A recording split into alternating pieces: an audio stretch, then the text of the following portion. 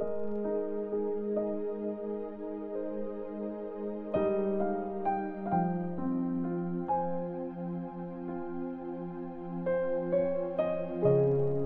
Thessalonians chapter 1.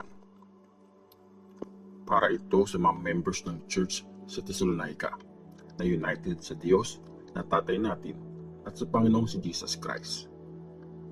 Galing ang sulat na to kay Paul, Silas at Timothy. Kumusta kayo dyan? Sana maayos ang lahat sa inyo at na-experience nyo ang sobrang kabaitan ng Diyos na Tatay natin at ng Panginoong si Jesus Christ. Ang judgment pagdating ni Christ. Mga kapatid, dapat lang talaga na lagi kami magpasalamat sa Diyos dahil sa inyo. Tama lang na gawin namin yun kasi mas lumalago pa ang faith nyo at lumalalim pa ang pagmamahal nyo sa isa't isa. Kaya pinagmamalaki namin kayo sa mga churches ng Diyos kasi tapat pa rin kayo at hindi sumusuko sa faith nyo kahit na hindi biro ang mga tinipis niyong suffering at pagpapahirap. Ito ang patunay na patas mag-judge ang Diyos, na gagawin niya kayong deserving na makasama sa kaharian niya. At ito ang dahilan kaya nagsasuffer kayo ngayon. Gagawin ng Diyos kung anong tama. Papahirapan niya din yung mga nagpapahirap sa inyo.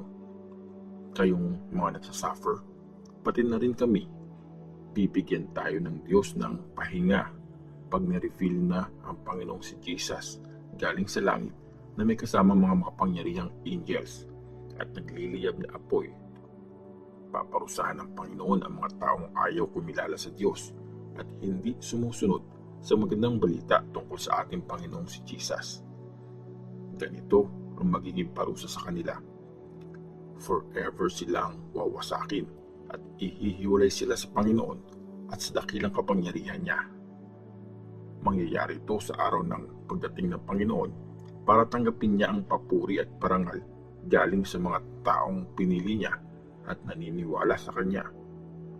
Kasama kayo doon kasi naniwala kayo sa mensaheng pinreach namin sa inyo.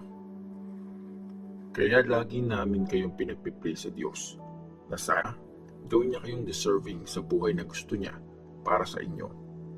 Sana, sa tulong ng kapangyarihan niya, magawa niyo ang lahat ng mabuting bagay na gusto niyong gawin at maging perfect ang mga ginagawa niyo dahil sa faith niyo.